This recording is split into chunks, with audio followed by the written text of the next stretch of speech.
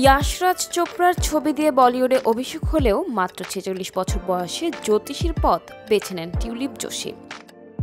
২০০২ সালে ইয়াশরাজ ফিল্মসের মেরি ইয়ার কি শাদি হ্যায় ছবির মাধ্যমে বলিউডে অভিষেক হয় টিউলিপ যোশীর। কিন্তু সিনেমাটি বক্স অফিসে খুব একটা ভালো করতে না পারায় অভিনয় ক্যারিয়ারেও খুব একটা সফলতা আসেনি অভিনেত্রীর। মাতৃভূমি, দিল মাঙ্গে মোরের মতো ছবিতে দুর্দান্ত অভিনয় দিয়েও তিনি বলিউডে নিজের জায়গা করতে পারেননি। তার কঠোর পরিশ্রম সত্ত্বেও ইন্ডাস্ট্রি তাকে সঠিক জায়গা দেয়নি। হিন্দি বলতে প্রথম দিকে অনেক কষ্ট হলেও তিনি নিজেকে তৈরি করেছেন। এরপরেও বলিউডে তার ক্যারিয়ার হতে পারেনি। শেষবার তাকে সালমান খানের জয় হো ছবিতে ছোট্ট একটি চরিত্রে দেখা গিয়েছিল। ২০১৪ সালে তিনি বলিউডকে বিদায় জানান। রূপালী পর্দার গ্ল্যামার ছেড়ে তিনি জ্যোতিষী হিসেবে নিজের ক্যারিয়ার করেন। ৪৬ বছরের টিউলিপ প্রমাণ করেছেন আসল সফলতা শুধু সিনেমার আলোতে নয়, নিজের জীবনে সন্তুষ্টি ও অন্যের জীবনে উপকার করতে পারার মধ্যেও আছে।